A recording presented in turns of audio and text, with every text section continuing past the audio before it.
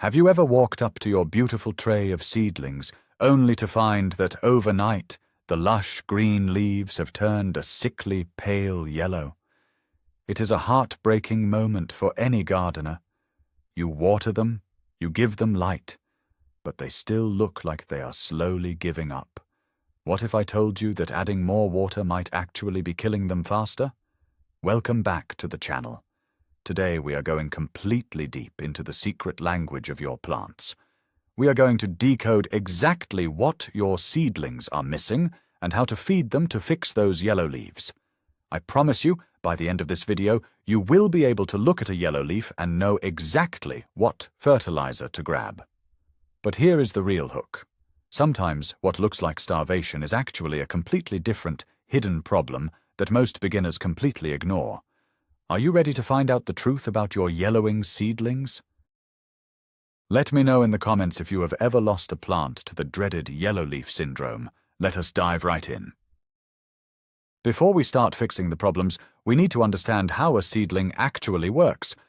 Think of a baby plant like a newborn infant. It has a very delicate stomach and needs specific types of food at specific times. When a seed first sprouts, it uses the energy stored inside the seed itself. But once it grows its first set of true leaves, that built-in lunchbox is completely empty. Now, it relies entirely on you and the soil for its food. Plants need 3 major macronutrients to survive. These are nitrogen, phosphorus, and potassium. They also need smaller amounts of micronutrients like iron, magnesium, and calcium. When the soil runs out of these elements, the plant cannot speak to you. It cannot cry out for food. Instead, it changes color. Yellow leaves are literally your plant screaming for help. But different types of yellowing mean completely different things. If you guess wrong and add the wrong food, you can shock the delicate roots and destroy the plant. So let us break down every single symptom, step by step, so you can become a true plant doctor. Let us start with the absolute most common culprit behind yellow leaves. I am talking about nitrogen deficiency. Nitrogen is like the main course for your seedlings. It is the protein that helps them build strong, green stems and lush foliage. When a plant does not have enough nitrogen, it panics. It starts stealing nutrients from the older, lower leaves to feed the new growth at the very top. Imagine a tiny vampire slowly draining the green color out of the bottom leaves. They turn a pale, sickly yellow and eventually dry up and drop off completely. This is a classic survival mechanism. The plant is sacrificing the old parts to save the new parts. Many beginners see this and think the plant is just shedding old leaves naturally. Do not ignore this crucial warning sign. If you see those bottom leaves turning entirely pale yellow, it is time to act immediately. You need to provide a fast-acting nitrogen source. A liquid organic fertilizer, or a heavily diluted synthetic nitrogen feed, works absolute wonders. Within just 3 to 5 days, you will see the plant perk up. The new growth will come in a deep, healthy green color. Remember to always apply it to damp soil so you do not burn the delicate roots. Have you ever noticed your bottom leaves falling off exactly like this? It is almost always a lack of nitrogen screaming at you. Now let us look at a very sneaky problem that looks exactly like a nitrogen deficiency. I am talking about overwatering. This is probably the biggest mistake beginners make every single spring. They see a yellow leaf and immediately think the plant is dry or starving. So what do? They pour more water and more fertilizer into the tiny pot. But here is the shocking truth you need to hear. Too much water literally drowns the plant roots. The roots need oxygen to breathe and to absorb food. When the soil is soaking wet all the time, the roots start to rot and die. Even if the soil is packed with nitrogen, the dying roots cannot drink it up. Plus, all that extra water washes the nutrients right out of the bottom of the pot, so your plant is actually starving while sitting in a massive puddle of food. Imagine trying to eat a sandwich while holding your breath underwater. It is impossible. If your seedling leaves are yellow, but also feel soft, mushy, or completely limp, you must check the soil. Is it heavy and wet? If so, stop watering right now. Let the top layer of soil dry out completely before you water again. It is a total myth that seedlings need to be wet all the time. Damp is good, but soggy is a death sentence. Do not love your plants to death. Next on our list is a deficiency that brings a very strange color to your garden. We are talking about phosphorus. When your seedlings lack phosphorus, they do not just turn yellow. They often turn a dark, dull green and then develop strange purple or reddish tints on the undersides of the leaves and along the main stems. It is almost like the plant is shivering from the cold and turning purple. Phosphorus is the energy carrier of the plant. It is absolutely crucial for developing a strong root system and preparing the plant to create flowers and fruit later on. Without it, the plant just stops growing. The yellowing usually happens later, as the stressed plant begins to fail. If you notice your tomato or pepper seedlings getting purple veins and looking stunted, you need to step in. The best way to fix this is by adding a fertilizer rich in phosphorus. Bone meal is a fantastic organic option, though it breaks down slowly. For a quick fix, a liquid fertilizer with a high middle number is what you want. Remember those 3 numbers on fertilizer bottles? You want the middle one to be the highest. Just a weak dose of this will help those roots fire back up. Keep an eye out for that purple tint. It is a dead giveaway. But wait, before you rush out to buy a huge bag of phosphorus fertilizer, we need to bust a massive gardening myth. Sometimes the soil has plenty of phosphorus, but the plant still turns purple and yellow. How is this possible? The secret enemy here is temperature. Seedlings, especially summer crops like tomatoes, peppers, and eggplants, hate the cold. If the soil temperature drops below 60 degrees Fahrenheit, the roots literally go to sleep. When the roots are too cold, they lose the ability to absorb phosphorus from the soil. It is like trying to eat a rock-solid frozen steak. The food is right there on the plate, but you cannot bite into it. Many people see the purple and yellow leaves, dump heavy chemicals into the pot, and end up burning the plant. The real solution is simply to warm them up. Move your seedling trays off cold windowsills. Put a cheap heating mat under them to warm the roots. Often, within just 48 hours of warming up the soil, the purple color fades, the yellowing stops, and the plant starts growing rapidly again. Always check your soil temperature before you assume the dirt is empty of nutrients. It will save you time, money, and a lot of frustration. Let us move on to the third major macronutrient: potassium. A potassium deficiency is very easy to spot once you know the secret pattern. Unlike nitrogen, where the whole bottom leaf turns pale, a lack of potassium starts at the very edges. The margins of the older leaves will start to turn a bright yellow, while the center of the leaf stays green. As the problem gets worse, those yellow edges will turn brown, dry, and crispy. It looks exactly like someone took a lighter and burned the edges of a piece of paper. Potassium is vital for water movement inside the plant and for overall immune system health. Without it, the plant becomes very weak and easily gets sick. If you see these crispy, burned-looking yellow edges, you need to act fast. A great natural remedy for potassium deficiency is a light dusting of wood ash, but you must be careful not to use too much, as it changes the soil chemistry. A safer bet for seedlings is a liquid kelp fertilizer or a water-soluble potassium sulfate mix. Remember to always dilute the mixture to about 1/4 of the recommended strength on the bottle. Seedlings are babies, and a full dose will burn them to a crisp. Watch those leaf edges closely. They are your early warning system. Now we are entering the territory of micronutrients. These are things the plant only needs in tiny amounts, but without them, everything falls apart. First up is magnesium. Magnesium deficiency is a classic, and it looks truly bizarre. The older leaves on the bottom of the plant will turn completely yellow, but the veins running through the leaf will stay dark green. It looks exactly like a green skeleton painted on a yellow canvas. Magnesium is the central atom in the chlorophyll molecule. Without magnesium, the plant literally cannot make green pigment. It is like trying to paint a forest without any green paint. Because it is a mobile nutrient, the plant steals it from the bottom leaves to keep the top leaves alive. The absolute best and fastest fix for this is something you might already have in your bathroom: Epsom salt. Plain unscented Epsom salt is magnesium sulfate. Just dissolve 1 teaspoon of Epsom salt in 1 gallon of water and use it to water your seedlings. You can even put this mixture in a spray bottle and mist the leaves directly. The plant will absorb the magnesium straight through the leaf surface, and that yellow skeleton will slowly fill back in with healthy green color. It is like magic in a bottle.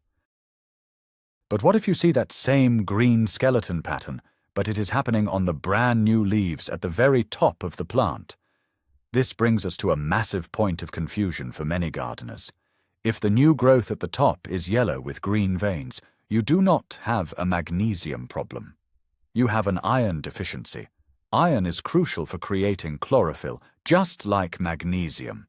But there is one huge difference. Iron is not mobile inside the plant. Once the plant builds a leaf with iron, it cannot move that iron to a new leaf. So when the soil runs out, the old leaves stay perfectly green, but the new leaves come out looking incredibly pale, yellow, or even completely white. Imagine a family where the parents are fully fed, but the new kids are starving. That is an iron deficiency. If you spray Epsom salt on this, it will do absolutely nothing. To fix pale new leaves, you need an iron chelate fertilizer. Chelate just means the iron is wrapped in a special molecule that makes it incredibly easy for the roots to absorb. A quick liquid feed with chelated iron will bring the color back to the top of your plants in just a few days. Always remember the golden rule. Bottom leaves mean magnesium, top leaves mean iron. Let us talk about a deficiency that makes your seedlings look like they belong in a horror movie. Calcium deficiency. When a plant lacks calcium, it does not just turn yellow. The new leaves at the top of the plant will emerge twisted, curled, and heavily distorted. They might have strange yellow or brown spots, and the edges will often curl downwards like a claw. Calcium is the glue that holds the plant cell walls together. Without it, the new cells literally collapse as they try to grow. Imagine trying to build a brick wall without any cement. The wall is going to be crooked and weak. The most famous myth in the gardening world is that you can fix this by crushing up eggshells and sprinkling them on the soil. Do not do this to save a dying seedling. Eggshells are indeed made of calcium, but they take months, sometimes years, to break down in the soil and become available to the plant roots. Your seedling will be dead long before it gets a single drop of calcium from an eggshell. Instead, you need a water-soluble solution. CalMag, which is a liquid mix of calcium and magnesium, is a lifesaver here. Alternatively, a highly diluted calcium nitrate fertilizer will stop the twisting and bring the next set of leaves out perfectly flat and healthy. Have you ever looked at a seedling and realized the entire plant, from top to bottom, is turning a uniform, pale, sickly yellow? It is not just the bottom leaves, and it is not just the top. The whole thing looks like someone turned down the brightness slider on a screen. This is the hallmark of a sulfur deficiency.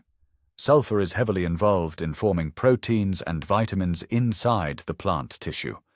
While it looks very similar to a nitrogen deficiency, the key difference is that sulfur deficiency often shows up equally on the young and old leaves at exactly the same time. Thankfully, true sulfur deficiency is actually quite rare if you are using a decent quality potting soil.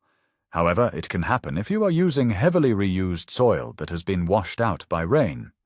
The good news is that the fix is incredibly simple. Many standard fertilizers are formulated as sulfates, for example, ammonium sulfate or potassium sulfate. If you use the Epsom salt trick we talked about earlier for magnesium, You also gave your plant a healthy dose of sulfur, because Epsom salt is magnesium sulfate. One gentle feeding with a balanced sulfate-based liquid fertilizer will have the whole plant looking bright green and vibrant within a week. We need to talk about zinc. While zinc is a micronutrient, its absence causes a very specific and dramatic yellowing symptom. If your seedlings are lacking zinc, you will notice something called rosetting. The new leaves will be extremely small, very thin, and they will bunch up tightly together at the top of the stem.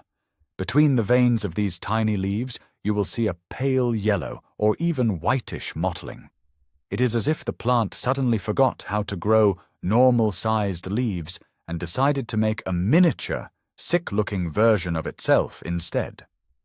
Zinc is necessary for producing growth hormones that tell the plant to stretch out its stems and expand its leaves. If you see tiny, bunched-up, yellowing leaves, zinc is likely your culprit. Most high-quality liquid fertilizers contain trace amounts of zinc. However, if the problem is severe, you can use a foliar spray containing zinc sulfate. Spraying it directly onto the leaves bypasses the roots entirely and delivers the medicine exactly where the plant needs it most.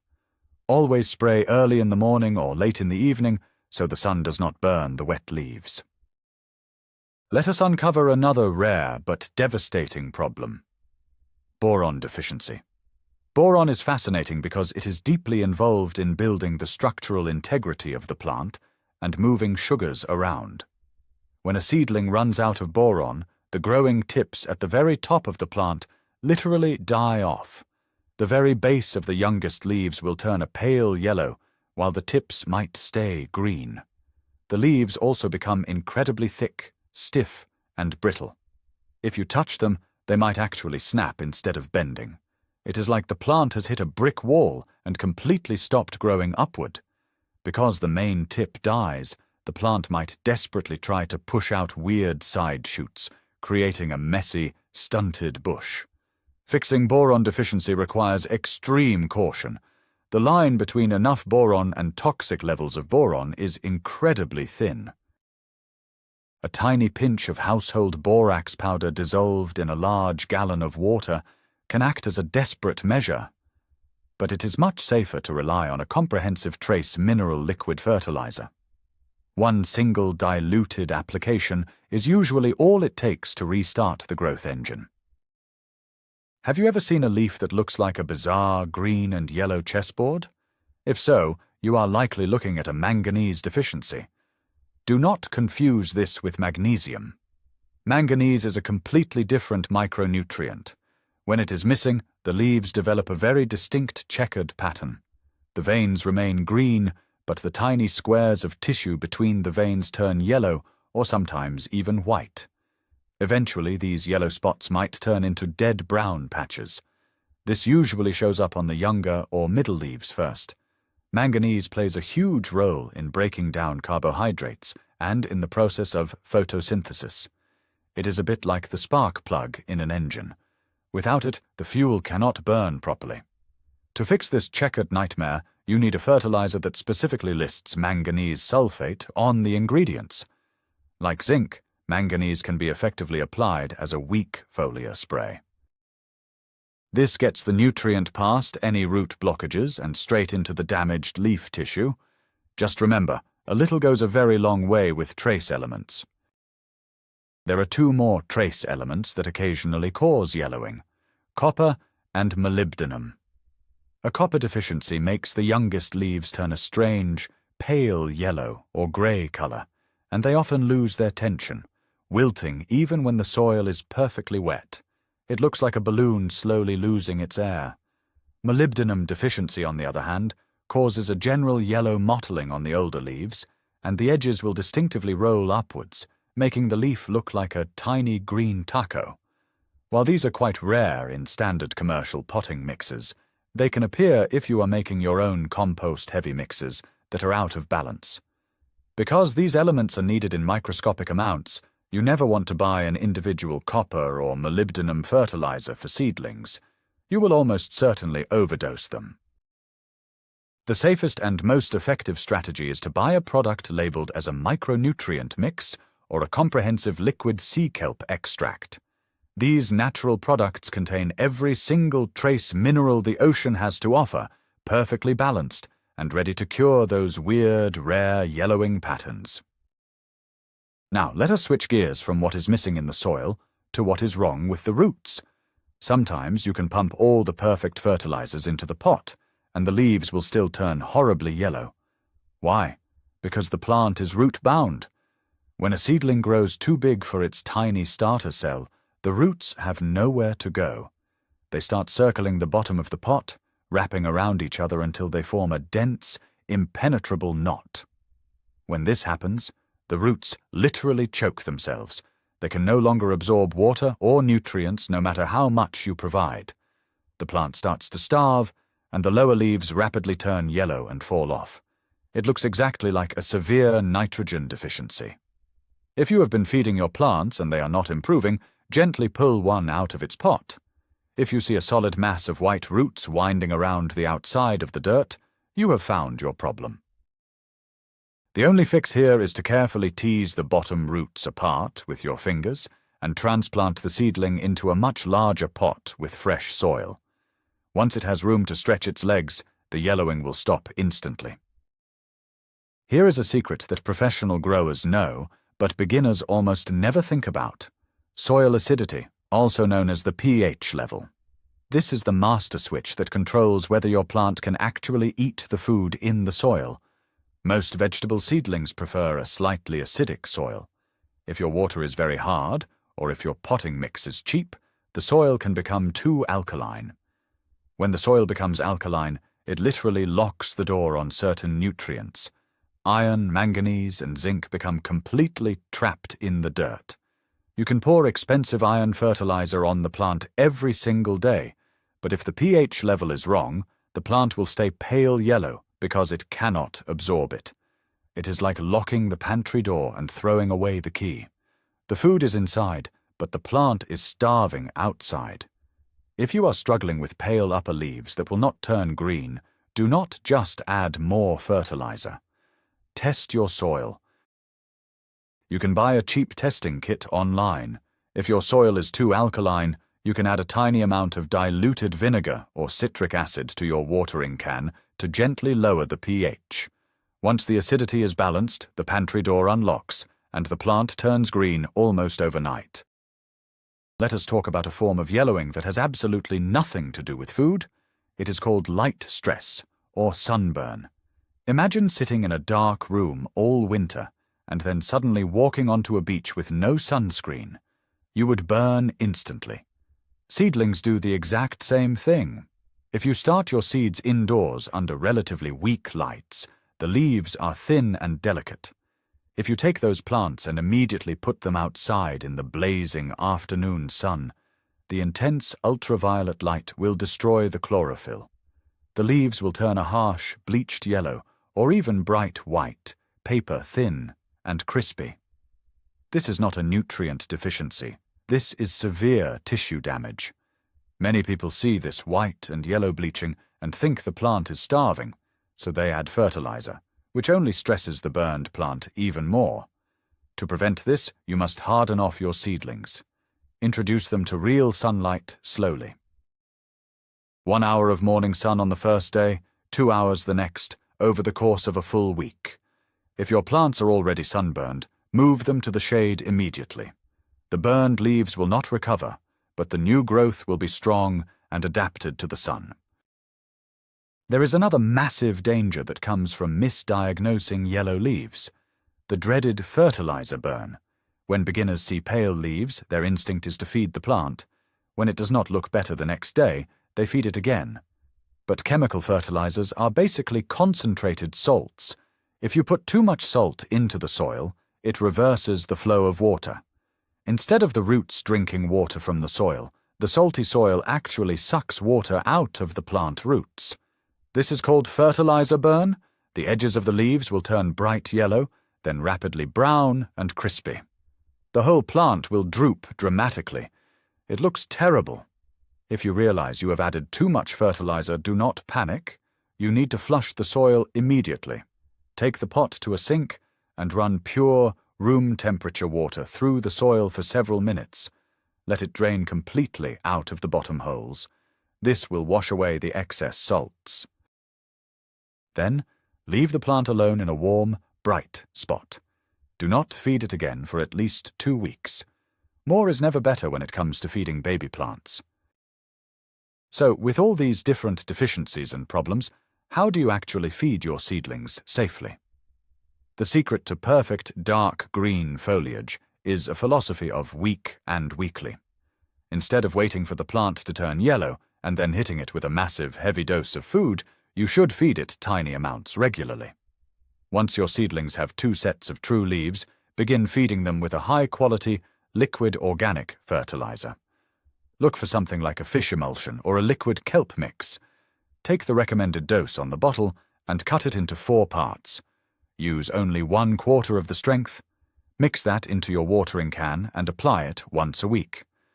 This provides a steady, gentle stream of nitrogen, phosphorus, potassium, and trace minerals. The plant never starves and it never gets burned.